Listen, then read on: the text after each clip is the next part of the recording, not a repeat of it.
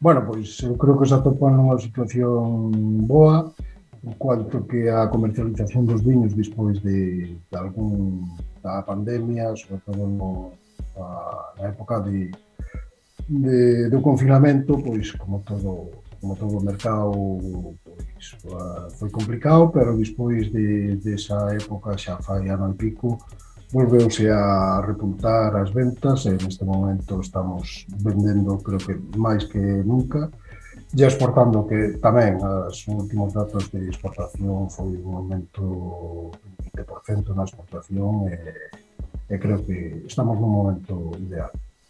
Bueno, o reto sempre sigue sendo o mismo, desde fai moitos anos, producir máis e vender ben. Vender, que as bodegas vendan todo o viño que elaboran, que vendan a un precio adecuado, que nos deixe un margen suficiente para crecer.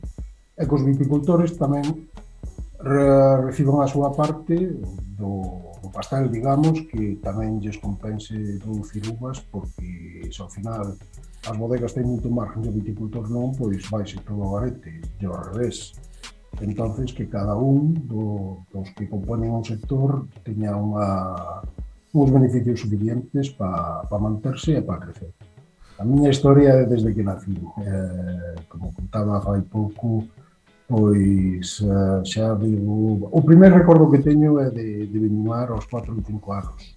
Aos pequenos dábanos unha gancheta que era máis pequena, que era o que se vindimaba antes, facían unha gancheta pequena para que fóramos aprendendo a vindimar as uvas, e que despois, pois, de todo. Meu avó facía viño, vendía aos lugueses que viñan a compralo no mercado daquela por aquí, e prácticamente toda a vida, ainda que te dedicaras a outra cousa, sempre tiñas o recordo, ou sempre volvías a axudar na vendima ou a facer outras cousas pola viña.